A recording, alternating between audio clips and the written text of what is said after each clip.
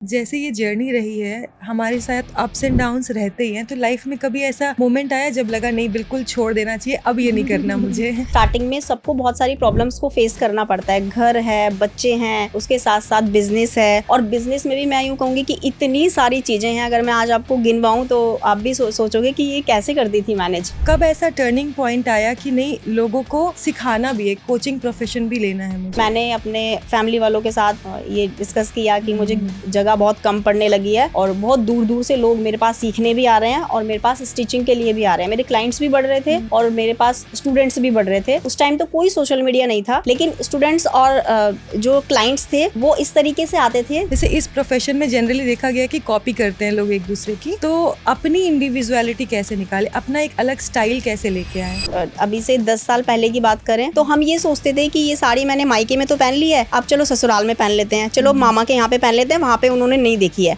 लेकिन आज का जो टाइम है बदल चुका है, क्योंकि आज हम कहीं पे भी साड़ी पहने, कहीं पे भी वो ड्रेस पहने, वो लोगों को पता चलने ही वाला है सोशल मीडिया के through. Hello and namaste everyone, welcome to the podcast. और आज हम एक बहुत ही इंटरेस्टिंग और इंस्पायरिंग पॉडकास्ट के साथ आए हैं, क्योंकि आज जिनकी जर्नी के बारे में हम बात करने वाले हैं उन्होंने शून्य से शिखर तक की जर्नी तय की है। एक बहुत ही छोटे से गांव से निकल के आज सोशल मीडिया पे इतना बड़ा नाम किया है उन्होंने। और चलिए उनके बारे में उनसे ही जानते हैं। Welcome Nisha ji to the podcast. Thank you so much. कैसे हैं आप? मैं बहुत अच्छी। आपकी जर्नी काफ़ी इंस्पायरिंग रही है जितना मैंने देखा है और सुना है। तो मैं जानना चाहूँगी आपकी जर्नी के बारे में कि ये जर्नी शुरुआत कैसे हुई? रियल में तो ये शादी के बाद शुरू हुई है, क्योंकि शादी से पहले तो मेरे बहुत अलग ही सपने थे, बड़े सपने थे, मैं कुछ अलग करना चाहती थी। बट शादी से पहले मुझे नहीं लगता था कि स्टिचिंग लाइन मुझे इतना आगे तक लेकर जाएगी, क्योंकि मैंने लोगों को देखा अपने नियर बाय रिलेटिव्स में, अपने फ्रेंड सर्कल में, और हमारी नियर बाय भी बहुत सारे टेलर्स हैं, डिज़ाइनर्स हैं। तो मैंने देखा नॉर्मल सी लाइफ होती है और पूरी ज़िंदगी उनकी एक छोटी सी दुकान में ही चली जाती है। तो मुझे नहीं लगता था कि ये जो फील्ड है, ये स्किल मुझे बहुत आगे तक लेकर जाएगी। लेकिन जब मेरी शादी हुई तब मेरे पास कोई ऑप्शन ही नहीं बचा। मेरे पास सिर्फ एक मशीन थी, वो भी मेरी मम्मी ने मुझे दी थी दहेज में। उस मशीन से मुझे लगा कि मैं इस मशीन से बहुत आगे तक जा सकती हूँ, यही एक ऐसी स्किल है जो मुझे मेरी पहचान दिलाएगी। तो मैंने उस मशीन से शुरू किया और घर से शुरू किया, और बिल्कुल बेसिक से। मेरे पास कोई टूल्स नहीं थे, मेरे पास कोई फैसिलिटी नहीं थी, इनफैक्ट मेरे पास स्पेस भी नहीं था। स्टार्टिंग में तो मुझे स्पेस बनाने के लिए मुझे अपने घर का फर्नीचर बेचना पड़ा, जो मम्मी ने दिया मुझे, सोफे, टेबल, टीवी ट्रॉली, क्योंकि उस टाइम पे वो वाला टीवी तो नहीं देते थे, तो टीवी ट्रॉली देते थे और उसके ऊपर जो टीवी होता था, मैंने सब कुछ, वो सब फर्नीचर मैंने बेच दिया अपना घर में स्पेस बनाने के लिए। तो फिर मैंने एक छोटा सा सेटअप लगाया और वहीं से मैंने शुरू किया। बहुत ही सही कहा आपने, क्योंकि जैसे हम देखते हैं ना टेलर होते हैं जो बंद चार कमरे वाली इनफैक्ट छोटी सी दुकान होती है। हाँ। और उस छोटी सी दुकान में एक मशीन होती है और एक बेसिक सा काउंटर रख देते हैं और एक नॉर्मल सी प्रेस होती है, और उसी से वो पूरा लाइफ अपना उस बुटीक में बिता देते हैं। तो ये मैंने देखा, और आज भी लोग ऐसा ही करते हैं। और आपने उस प्रोफेशन को एक अलग मुकाम पे लेके गए हो। तो मैं जानना चाहूंगी कि फैमिली में किसी ने तो आपको सपोर्ट किया होगा, क्योंकि शादी के बाद जहाँ हम सोचते हैं ना कि हमारी लाइफ खत्म हो गई, आपने वो अलग लाइफ शुरू की है अपनी। बहुत लोगों के लिए आप इंस्पिरेशन हो। तो मैं जानना चाहूंगी कि कोई ऐसा फैमिली सपोर्ट करते हैं, किसने सबसे ज्यादा सपोर्ट किया? सबसे ज्यादा सासू माँ ने सपोर्ट किया, क्योंकि वह चाहती थी कि मैं एक ऐसी बहू लेकर आऊँ घर में जो घर के काम के साथ साथ मतलब स्टिचिंग भी करे। क्योंकि होता है ना कि जो हमारी मम्मी वाला जो टाइम है, उनमें यही सोचते हैं कि घर में एक सिलाई करने वाली आ जाएगी तो जो सिलाई बाहर जाती है वो भी बचेगी, प्लस एक और बहू आएगी तो वो थोड़ा पार्लर वगैरह जानेगी तो वो मेकअप का खर्चा भी बच जाएगा। तो इस तरीके से मम्मी की ये सोच थी कि मैं 2 बहुएं लेकर आऊँ और दोनों बहुएं मेरी ऐसी हों जो इन सब लाइन में एक्सपर्ट हो। तो हम दोनों का ही, मतलब मेरी जेठानी है तो उनका पार्लर है। आज जो मैंने मेकअप किया हुआ है ये भी मैंने खुद से किया है, क्योंकि थोड़ा बहुत हम जानते हैं। मैं उनको देख देख कर भी सीख गई हूँ, और स्टार्टिंग में हम दोनों मिलकर पार्लर भी चलाते थे। फिर उसके बाद मैं इसमें आ गई स्टिचिंग में, और उनका पार्लर है। तो जब इनिशियल जर्नी थी आपकी और आज की जर्नी है, उसमें आपने रिलेटिव्स, आसपास के लोगों में क्या डिफरेंस देखा है? स्टार्टिंग में सब लोगों को लगता था कि ये स्टिचिंग करती है तो नॉर्मल जैसे सब लोग स्टिचिंग करते हैं वैसे ही करती होगी। तो मैंने एक्चुअली मैंने कहीं से कोई ट्रेनिंग नहीं लिया, मैंने कोई क्लासेस ज्वाइन नहीं किया स्टिचिंग में। मेरे पापा स्टार्टिंग में मैंने देखा, बचपन में पापा स्टिच करते थे, तो उनको देख देख कर उनकी हेल्प करके थोड़ा थोड़ा स्टिचिंग मैं सीख गई थी। इनफैक्ट मैं कॉलेज में भी जाती थी तो अपनी जो छोटे से मतलब जो मेरी ड्रेसेस होती थी, यूनिफॉर्म होती थी, वो मैं खुद से स्टिच करके ले जाती थी। तो मेरी जो फ्रेंड सर्कल हैं, मेरी टीचर्स हैं, वो सब बोलती थी कि ये आपने बहुत यूनिक ड्रेस बनाई है, क्योंकि वहां पर ना वाइट कलर चलता था, डिजाइन कोई भी हो, कलर वाइट होना चाहिए। तो वाइट कलर की मैंने इतनी सारी यूनिफॉर्म्स बनाई हुई थी, डेली मैं न्यू यूनिफॉर्म पहनकर जाती थी और सब लोग वेट कर रहे होते थे कि कब मैं जाऊंगी और कब लोग मेरी डिजाइन्स को देखेंगे। तो वहां से मुझे लगा कि मेरा माइंड तो क्रिएटिव है ही, तो मैं इस फील्ड में आऊंगी तो शायद मैं बहुत अच्छा कर सकती हूँ, क्योंकि इस लाइन में सिर्फ एक ही चीज चाहिए, आपका माइंड क्रिएटिव होना चाहिए और आपके अंदर कुछ करने का जज्बा होना चाहिए, तो आप कुछ भी कर सकते हो। तो आप फैशन डिज़ाइनिंग किए नहीं हो, बट आप इतना अच्छा कर रहे हो, तो आप क्या बोलना चाहोगे उन लोगों को जो फैशन डिज़ाइनिंग में जा रहे हैं अभी, फैशन डिज़ाइनिंग की तरफ? क्योंकि फैशन डिज़ाइन, लोग सोचते हैं कि मेरे पास डिग्री नहीं है, मैं पढ़ी लिखी नहीं हूँ, तो मैं इस लाइन में नहीं जा सकती। बट मुझे लगता है कि इस लाइन में आने के लिए कोई भी डिग्री की खास ज़रूरत नहीं होती।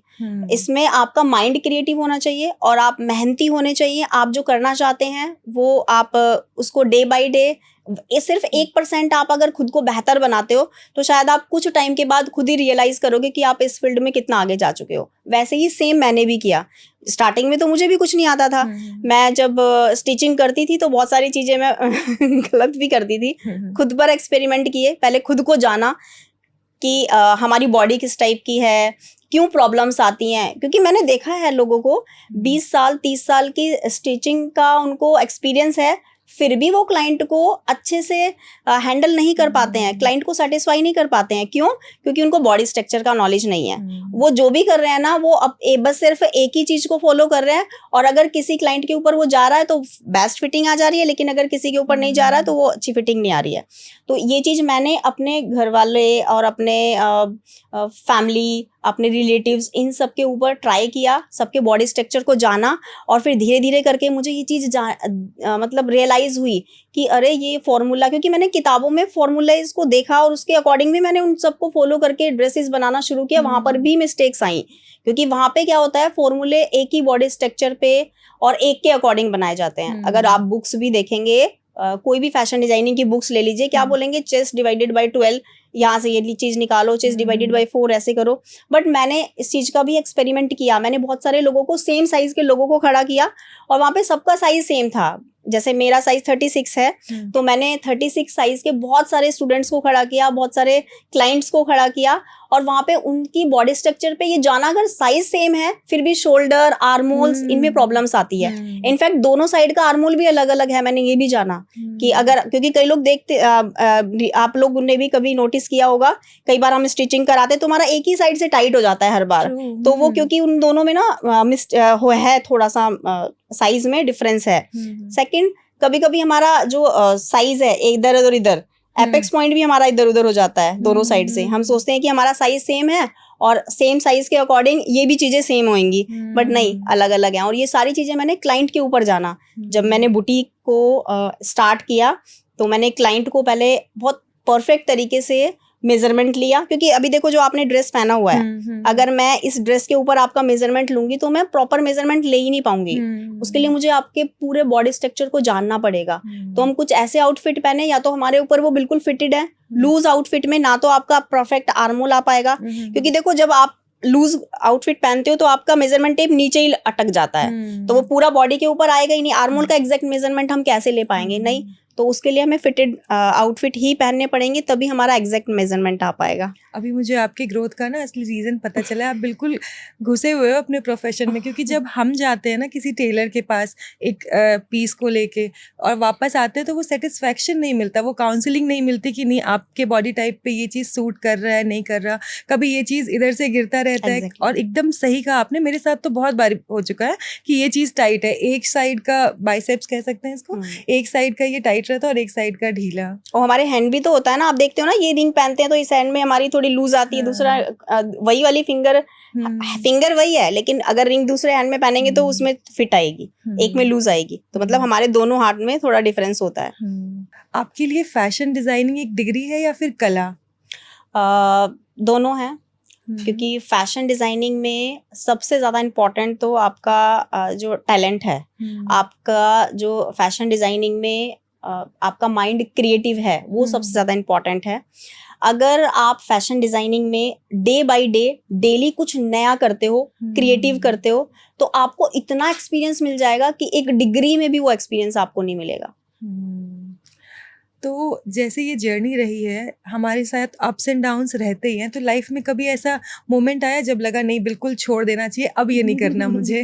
नहीं, ऐसा तो मैंने कभी नहीं सोचा। मेरे साथ बहुत सारी प्रॉब्लम्स भी आई हैं, क्योंकि स्टार्टिंग में सबको बहुत सारी प्रॉब्लम्स को फेस करना पड़ता है। घर है, बच्चे हैं, उसके साथ साथ बिजनेस है, और बिजनेस में भी मैं यूँ कहूँगी कि इतनी सारी चीज़ें हैं, अगर मैं आज आपको गिनवाऊँ तो आप भी सोचोगे कि ये कैसे करती थी मैनेज। बिल्कुल, मैं चाहूँगी कि आप बताओ। सोशल मीडिया पर मैं स्टार्टिंग से ही हूँ, भले ही मेरे व्यूज़ नहीं आते थे, भले ही मेरे इतने ज़्यादा फैन फॉलोइंग नहीं थी, लेकिन मैंने उसको कंटिन्यू रखा।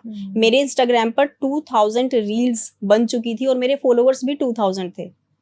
लोग मुझे बोलते थे कि कुछ रील्स को डिलीट कर दो, ताकि लोगों को ये ना लगे कि प्रोफाइल ग्रो नहीं कर रही है। तो मैंने कहा नहीं, वो मेरी यादें हैं, तो मैं उनको तो डिलीट नहीं करूंगी।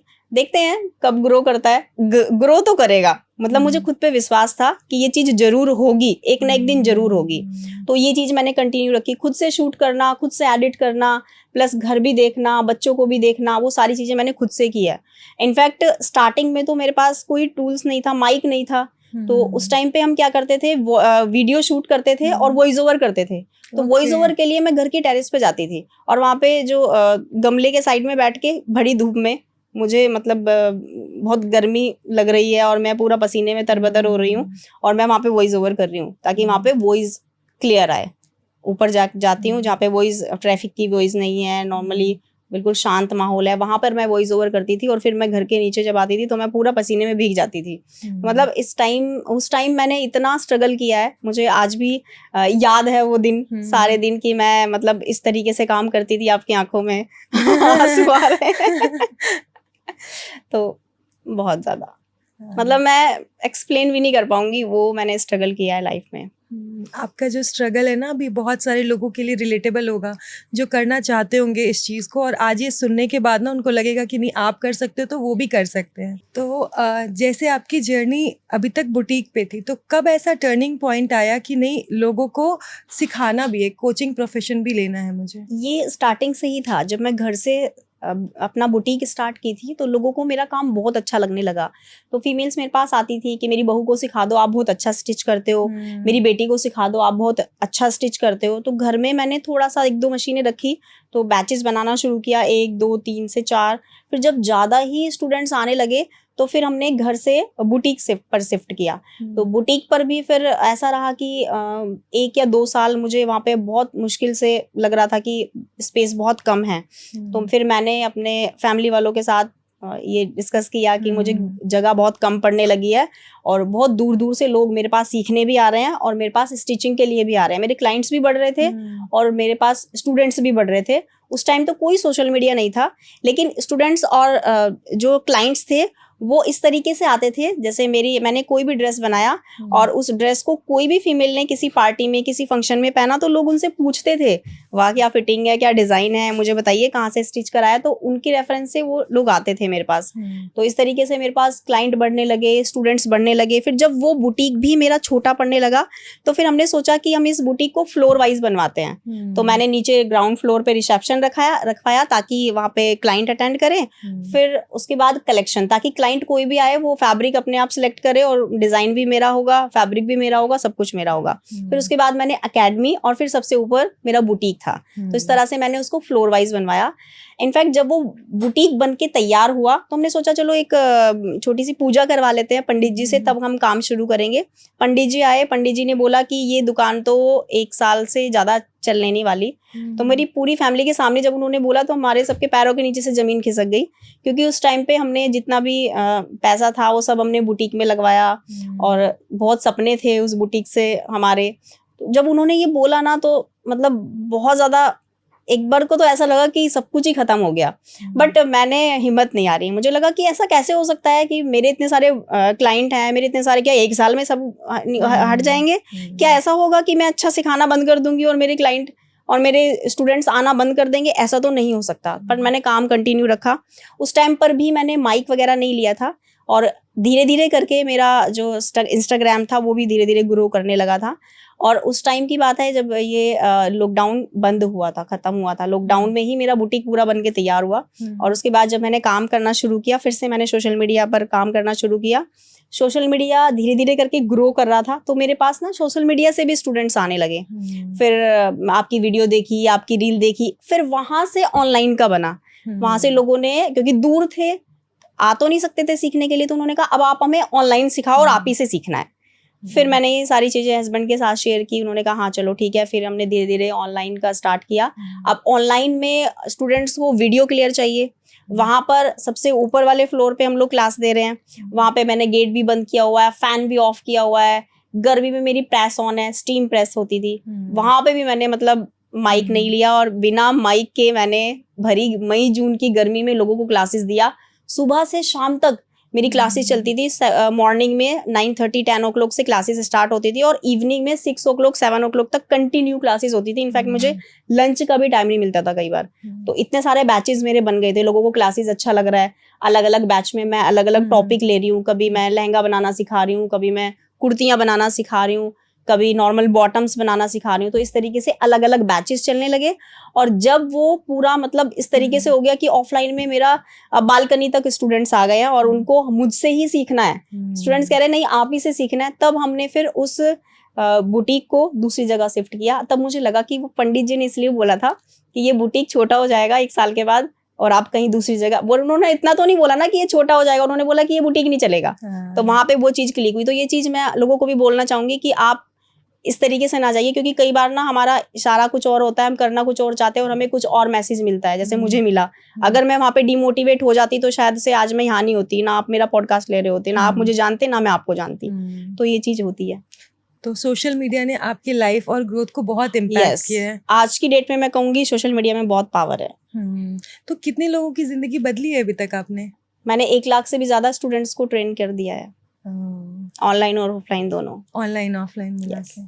जैसे इस प्रोफेशन में जनरली देखा गया कि कॉपी करते हैं लोग एक दूसरे की, तो अपनी इंडिविजुअलिटी कैसे निकाले, अपना एक अलग स्टाइल कैसे लेके आए? देखो कॉपी तो हर कोई करता है, बट मुझे नहीं लगता कि आप कोई भी डिजाइन की कॉपी कर रहे हो तो आपको बिल्कुल वैसे ही डुप्लीकेट बनाना है। आप इतने सारे डिजाइन ले सकते हो, 5 डिजाइन लीजिए, 6 डिजाइन लीजिए, 6 डिजाइन को सिलेक्ट कर लीजिए, और उसमें से अलग अलग डिजाइन में से अलग अलग चीजें उठाइए। जैसे ये मैंने स्लीव्स का डिजाइन उठा लिया, ये मैंने नेक डिजाइन उठा लिया, तो ये कॉपी भी नहीं होगा और आपका एक यूनिक डिजाइन बनेगा, और उसमें आपका जो डिजाइन होगा ना वो इतना हाईलाइट होगा कि वो लोगों को बहुत पसंद आने वाला है। तो अभी जो फास्ट मूविंग फैशन है, तो उसमें सस्टेनेबिलिटी को कहाँ देखते हो आप? लोग एक बारी शॉपिंग करते हैं, पहनते हैं और वापस वो बेड में या अलमीरा में ही रखी रहती है। तो इसमें ना इको फ्रेंडली नहीं है ये आज के टाइम पे, तो उसमें क्या विजन है आपका? बात करूँ मैं अब से पहले की, तो हमारे जो अभी से 10 साल पहले की बात करें तो हम ये सोचते थे कि ये साड़ी मैंने मायके में तो पहन ली है, अब चलो ससुराल में पहन लेते हैं, चलो मामा के यहाँ पे पहन लेते हैं, वहां पे उन्होंने नहीं देखी है। लेकिन आज का जो टाइम है बदल चुका है, क्योंकि आज हम कहीं पे भी साड़ी पहने, कहीं पे भी वो ड्रेस पहने, वो लोगों को पता चलने ही वाला है सोशल मीडिया के थ्रू। तो अभी हम लोग क्या सोचते हैं कि एक बार पहन लिया और अब इसको दोबारा पहनूंगी तो फिर मेरे पास कॉमेंट आना शुरू हो जाएगा, ये तो आपने वहीं पे पहनी थी, ये तो आपने उस फंक्शन में पहनी थी। तो अभी हमने ना इसके लिए एक बहुत ही अच्छी एक कोर्स बनाया है, एक कोर्स लॉन्च किया है, जो अभी 5 सितंबर से शुरू हो रहा है। इस कोर्स में हमने पुरानी साड़ियों का रिक्रिएशन सिखाना है स्टूडेंट्स को, क्योंकि स्टूडेंट्स के पास भी और क्लाइंट के पास भी बहुत सारी ऐसी साड़ियां पड़ी हुई हैं जो उन्होंने पहले पहन ली हैं, और उन्हें न्यू डिजाइन्स में स्टिच करके नया डिजाइन बनाना है, नया डिजाइन देना है। तो इस तरीके से अगर स्टूडेंट वो कोर्स ज्वाइन करते हैं तो उनको आइडियाज मिलेंगे, आइडियाज मिलके वो उन सभी पुरानी साड़ियों से कुछ भी नया बना सकते हैं। मैंने आपकी 1 और ये जो आइडिया है वो बहुत यूनिक है। हाँ, ये तो है, क्योंकि साड़ियाँ हमारी रीयूज नहीं हो पाती है, वो पड़ी की पड़ी रह जाती है। मैंने आपके 1 मिनट वाले काफी वीडियोस देखे हैं, क्या 1 मिनट में सच में हुडी या फिर कुछ और बनाया जा सकता है? यस एग्जैक्टली, क्योंकि 1 मिनट में वो स्टूडेंट जो मेरा पर्सनल स्टूडेंट है, जो मेरी क्लासेस ले चुका है, वो तो 1 मिनट में बहुत इजीली बना लेता है। लेकिन जिसने मेरी क्लास नहीं लिया, जिनको मेरा ABCD नहीं पता, मेरा टेक्निक नहीं पता, मैं किस तरीके से कटिंग करती हूँ वो नहीं बना पाएंगे, लेकिन हाँ जो मेरे नॉर्मल स्टूडेंट्स हैं जो मेरी क्लासेस ले चुके हैं वो 1 मिनट में हुडी, इनफैक्ट लहंगा, कोई भी मैं 1 मिनट की वीडियो बनाती हूँ उसकी हेल्प से वो चीज़ें बना लेते हैं, बहुत इजीली बना लेते हैं। अच्छा जी। आपने जैसे बताया ना कि आपने 1 लाख लोगों की जिंदगी बदली, तो मैं जानना चाहूंगी कि कहाँ कहाँ से लोग आपके पास आते हैं, आप उनको कैसे सिखाते हैं, ऑनलाइन एंड ऑफलाइन दोनों के प्रोसेस? ऑफलाइन में भी हमारे पास ऑल ओवर इंडिया से लोग आते हैं, हमारे पास बहुत दूर दूर से स्टूडेंट्स हैं। जैसे अभी हमारे जो ऑफलाइन का बैच हाल फिलहाल में ही ख़त्म हुआ है, उसमें पंजाब से थे, राजस्थान से थे, जम्मू से थे, छत्तीसगढ़ से थे, तो और भी बहुत सारी जगह से स्टूडेंट्स ऑफलाइन में ट्रेनिंग के लिए आते हैं। अभी भी अब नए नए स्टूडेंट्स आने वाले हैं, क्योंकि अभी हमारा ऑफलाइन और online 1 year full fashion designing course हमने लॉन्च किया है जो 15 सितंबर से स्टार्ट होने वाला है। तो ऑनलाइन भी कर सकते हैं और ऑफलाइन भी कर सकते हैं, लेकिन ऑफलाइन की सीट अभी हमारी फुल हो चुकी है, इसलिए जो भी स्टूडेंट्स हमारा अभी ज्वाइन करेगा वो ऑनलाइन में ही करेंगे। ओके मैं आपके फेवरेट डिज़ाइनर के बारे में जानना चाहती हूँ कि आपके फेवरेट डिज़ाइनर कौन से हैं? मैं कोई एक डिज़ाइनर एक सिंगल डिज़ाइनर को फॉलो नहीं करती, मैं बहुत सारे डिज़ाइनर्स की डिज़ाइंस को देखती हूँ और जिसमें जो चीज़ मुझे अच्छी लगती है वो चीज़ मैं लेती हूँ। स्पेसिफिक कोई एक डिज़ाइनर जो आपको पसंद हो? नहीं ऐसा कोई, मैं खुद की अपनी फेवरेट हूँ। तो मुझे ना ऑनलाइन के बारे में जानना है। ऑफलाइन में तो वो फील आता है, लेकिन ऑनलाइन में क्या प्रोसेस फॉलो करते हो आप सिखाने के लिए? जी बिल्कुल, बहुत अच्छा क्वेश्चन किया है आपने कि ऑनलाइन में भी क्या स्टूडेंट सीख सकते हैं। बिल्कुल सीख सकते हैं, क्योंकि ऑनलाइन में मैं खुद ऑल सब्जेक्ट्स अपने स्टूडेंट्स को सिखाती हूँ। जैसे एम्ब्रॉयडरी है, स्केचिंग है, ब्लॉक प्रिंटिंग है, उसके साथ साथ हम पूरा स्टिचिंग, कटिंग, ड्राफ्टिंग्स ये सारी चीज़ें सिखाते हैं और लास्ट में उनको बुटीक मैनेजमेंट कोर्स भी देते हैं, ताकि अब उन्होंने सीख तो लिया है, अब उनको अपने बिजनेस को आगे कैसे बढ़ाना है, कैसे वो अपना सेटअप लगाएंगे, वो सारी चीज़ें हम अपने कोर्स में स्टूडेंट्स को सिखाते हैं। अब जो भी हमारी क्लासेस होती हैं उन सारी क्लासेस का रिकॉर्डेड वीडियो भी देते हैं, ताकि कोई भी स्टूडेंट वहाँ पे क्लास के टाइम पे अवेलेबल नहीं है, वो बाद में क्लासेस की वीडियोस देखकर सीख सकता है, कितनी बार भी सीख सकता है, कितनी बार भी उस वीडियो को देख सकता है, वापस रिपीट करके देखेंगे। इनफैक्ट बहुत सारे स्टूडेंट है जो बोलते हैं मैम एक वीडियो को 10 बार देखती हूँ, काम करते हुए भी देखती हूँ, हर बार कुछ नया सीखने को मिलता है आपकी वीडियो से। तो इसलिए वीडियो को देखकर स्टूडेंट सीख जाते हैं। उसके साथ साथ पूरा कोर्स कंप्लीट होने के बाद हम गवर्नमेंट से रजिस्टर्ड सर्टिफिकेट भी प्रोवाइड करते हैं, ताकि उनका पोर्टफोलियो बने, अगर उनको जॉब करना है वो हेल्प मिलेगी। बाकी भी अगर उनको बुटीक भी चलाना है, बुटीक ओपन करना है, तो अपने बुटीक में भी अगर वो सर्टिफिकेट लगाते हैं तो उनकी वैल्यू बढ़ती है। तो उन्होंने डिग्री लिया है, उन्होंने कोर्स कंप्लीट किया है, तो ये सारी चीज़ें हमारी ऑनलाइन कोर्स में होती है। उसके साथ साथ अगर स्टूडेंट का कोई भी डाउट होता है, पर्सनल नंबर मिलता है, ताकि वो सारे डाउट्स अपने वहीं पे क्लियर कर लें। उसके साथ साथ हम उनको हफ्ते में एक बार 1-on-1 डाउट क्लास रखते हैं, जो अगर उनको मुझसे ही पर्सनली कुछ क्वेश्चन करना है तो वो भी कर सकते हैं। तो ये सारी चीज़ें हमारी ऑनलाइन क्लासेस में होती है। बहुत ही अच्छा। और अभी फिलहाल हमारा 15 सितंबर से नया बैच शुरू हो रहा है, जिसमें ऑफलाइन की सीटें तो हमारी सारी फुल हो चुकी हैं, अब जो भी एडमिशन होंगे वो ऑनलाइन में होंगे। और ऑनलाइन में तो कोई भी स्टूडेंट सीख सकता है, 160 कंट्रीज में हमारे स्टूडेंट्स हैं। तो मैं जानना चाहूंगी कि ऐसा कब आपको फर्स्ट क्लिक किया कि आपकी मेहनत रंग लाई है?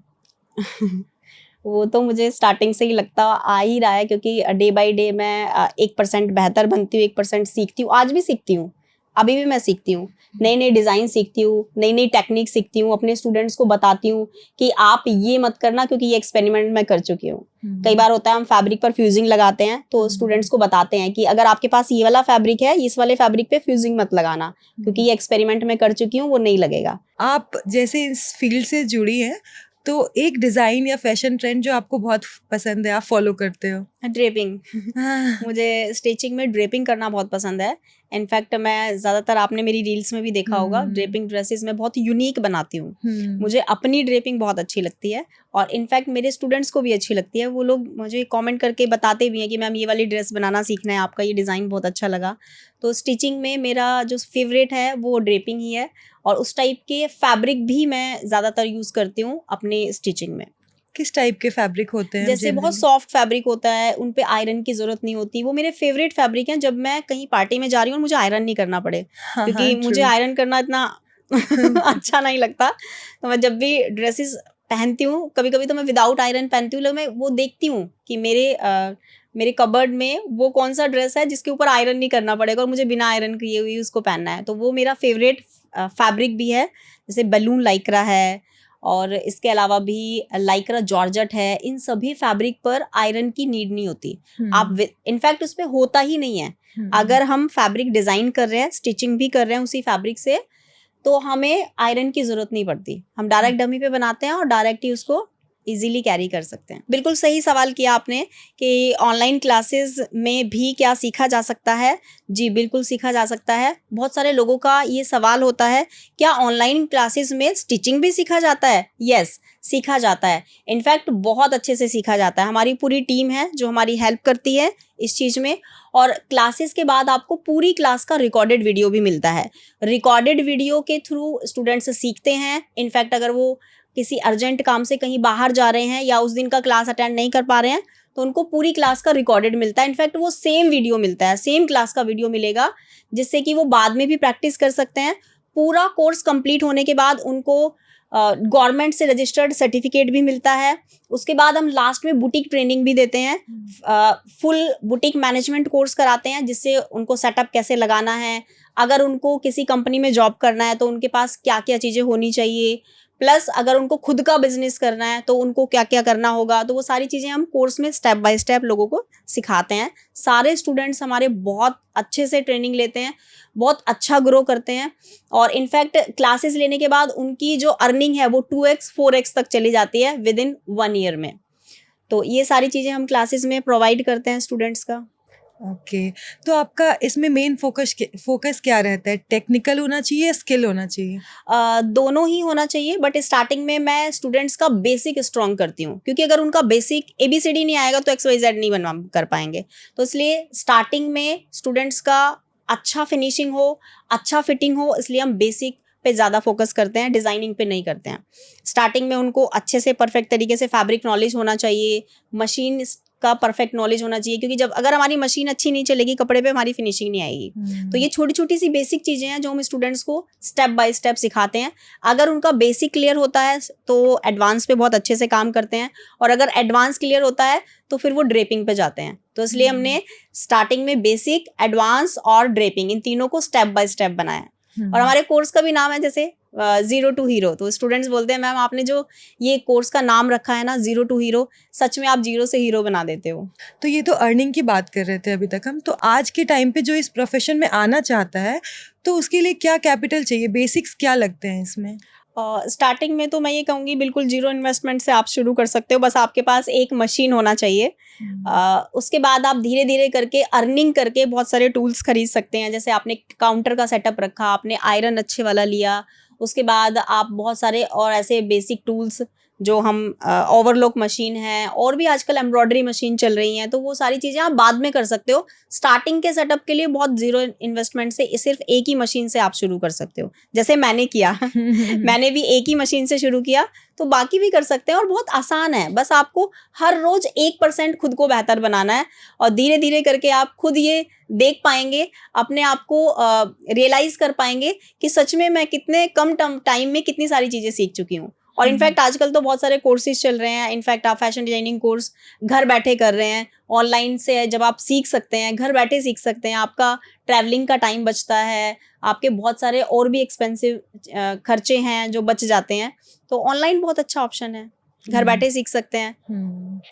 आपकी प्रोफेशन से रिलेटेड एक और को मैंने देखा था इंस्टाग्राम पे, आई थिंक नैन्सी त्यागी, वो कांस में गई थी। Yes. तो आपका भी सपना है उसमें जाने का, रिप्रेजेंट करने का इंडिया को? मैं अपने स्टूडेंट्स को वहाँ भेजना चाहती हूँ। अब मेरे स्टूडेंट का ही मेरा सपना ही मेरे स्टूडेंट का सपना है। बस मेरे स्टूडेंट्स का सपना पूरा हो, वही मेरा एक सपना है। जैसे अभी तक हमने बात की ना कि पैसे हैं, सीख रहे हैं, ऑनलाइन कोर्स है, मैं उनकी बात करना चाहूँगी जो गांव में रहते हैं, जिनके पास इतना कैपिटल नहीं है।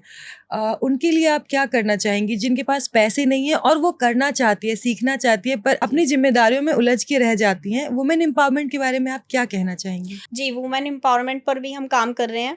हम चाहते हैं कि इनफैक्ट मैं खुद भी चाहती हूँ कि हम उन सभी वुमेन्स तक पहुँचें जो एक दूर दराज गांव में रहती है, जिसके सपने बहुत बड़े हैं, जो बहुत बड़ा करना चाहती है, अपनी फेस वैल्यू बनाना चाहती है, अपना नाम अपने एरिए में करना चाहती हैं, आप बहुत बड़ा नाम कमाना चाहती हैं।